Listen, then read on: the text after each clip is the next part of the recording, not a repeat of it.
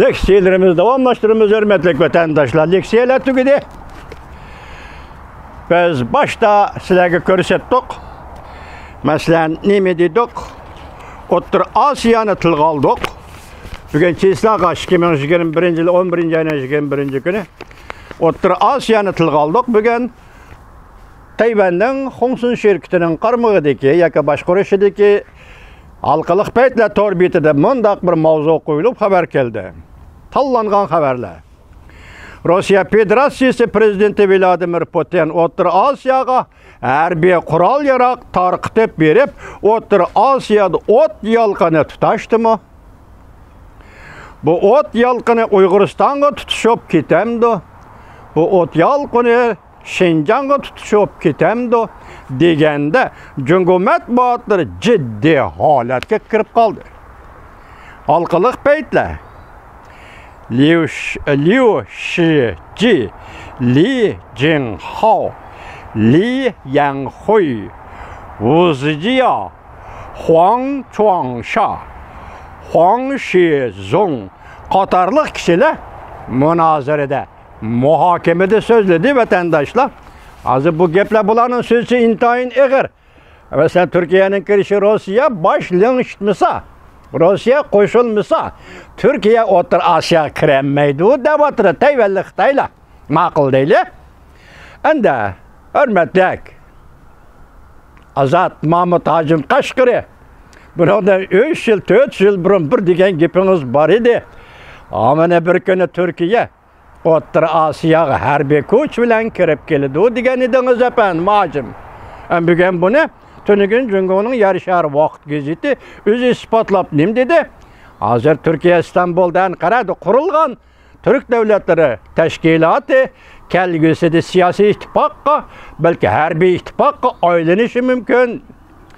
Hazır Cumhurlukla yani Xo'shijin yarışar vaqt gazeti bir yaxta qilib, bu to'g'rida Tayvan matbuotlari qaynab ketyapti jumladan. Hazırki biz tilg'ilib o'tgan halqalıq beytler qaynab ketyapti. Shunda qarasangiz, hazır endi hacım siz shu vaqt shunday deganda, men sizga boshqacha fikrda bo'lmadim, lekin shunday bo'lishi kerak edi dedim. Mana sizning degan gapingiz hacım keldi bugun aytaylik.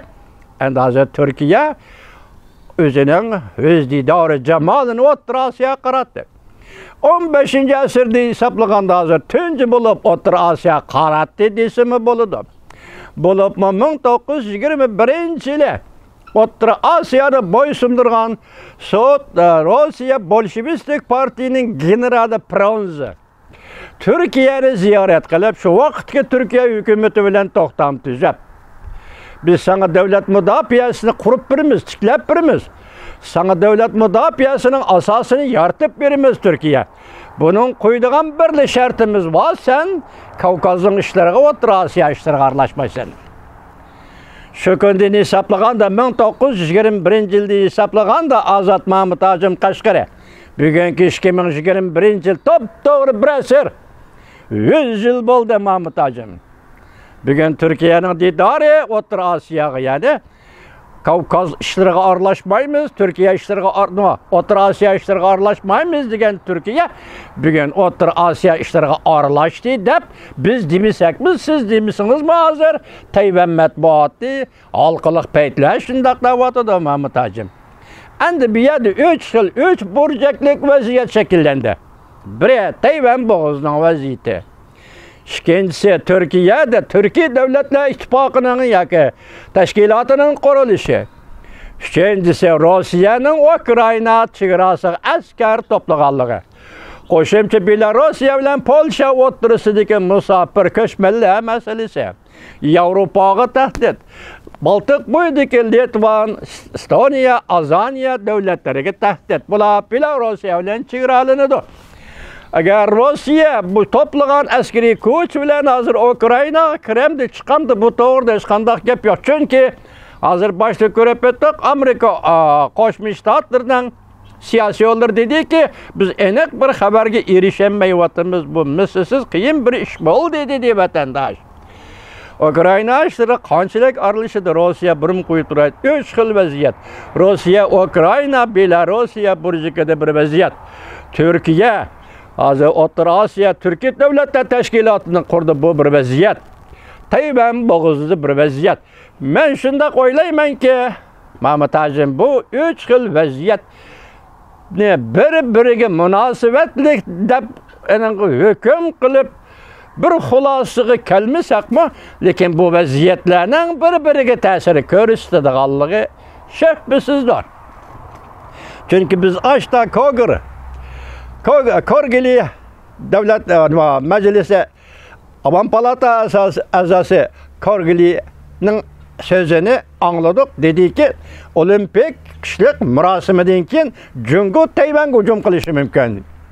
Agar mushundaq tahdid zo'rayotgan yoki ilgirlab kelayotgan mushundaq tahdid mavjud bo'lib turayotgan ahvol ostida Turkiyaning g'arb tarafda Jungoning orqa o'ylisida Türkiye'nin paydo bo'lishi Jungo uchun aytganda Tayvandagi millat Xitoylar uchun aytgandimi bir xil tahdid Mahmud Hajim. Biz bu yer Tülgün dedik, Tülgün tahlil qilamiz deb qoldirib qo'ygan edik. Turkiya Cumhuriyeti va Turkiya Cumhuriyetining prezidenti Recep Tayyip Erdo'g'anning bu qatamqi bu siyosatga danaligiga qo'l qo'ymay turolmaymiz Mahmud Hajim Qashqari. Sizlar 4 yil burun degan gap bugun ishga oshdi, bugun keldi. Endi men shu o'zimdan shaxsiy nuqtai nazarda aytsam, Prezident Erdo'g'an oliylarining men Tülgün dedim. Hozirgi zamondoshlari, davlat boshliqlari zamondoshlari, Amerika Qo'shma Shtatlarining prezidenti Joe Biden, Rossiya Federatsiyasining prezidenti Vladimir Putin bilan nihoyat ochiq yo'q munosabatda yoki ilgirlatish munosabatida va hozirgi dunyoning nozik ishlariga texmi cho'nqur qadamlar, texmi cho'ng kechiringlar qadam elib aralish masalasi bo'yicha Türkiye hozir O'rta Osiyoda rol o'ynaydigan vaqt keldi. Chunki Afg'onistondagi mojaro tugadi, oyoqlashdi. Afg'onistonning muhimlik darajasi qoldi bir yerda. Endi O'rta Osiyoda hozir bosh keldi. Sizlar kelganda men boshda o'qipadim, hozir ko'rdinglar tanlangan xabarda nima deydi? Rossiya qurol tarqitib deydi O'rta Osiyoga. Bu mumkinmi, emasmi? Biz o'ylab yetolmaymiz. Hozir buni Tayvanlik da'vatida. Tayvanlik bu yerda o't quyruqlik qilyotganda yoki nima buni tushungani olmaydi. Rossiya Federatsiyasi prezident Vladimir Putin O'rta Osiyo qurol-yarog' tarqitib, bu yerda o't yolqini tutashtirmoqchi deydi. Bugun ko'rib yaqinli vatandoshlar 2021 yil 11-oyning 21-kuni YouTube. Dal bugun bergan xabar deganda Muşundan qarasak vaziyat mana mush yerda enandan keyin hozir Xitoyning og'zi bilan chiqdi Dovit orbiti nima dedi? Biz mushu murosimdan foydalanib dunyoning yoki Birlashgan Davlatlar Tashkilotining Uyg'uriston masalasini tushunishiga yo'l qo'yamiz. Yoki Birlashgan Davlatlar Tashkiloti vakillarining Uyg'uristonga kirishiga yo'l qo'yamiz. Daraja qanchalik? Masalan, Birlashgan Davlatlar Tashkilotidan qaysi darajalik amaldorlar bordi Urumchiga? Yoki bizning vatanimiz Uyg'uristonga mustamlika vatanga. Bu oldimizdagi ish, lekin nayt sirliq tarafi Xitoy yo'l qo'ydigan bo'ldi degan gap vatandoshlar. Bugungi leksiyalarimiz tugadi. Kim bo'lib qolsa, yana ko'rishimiz vatandoshlar.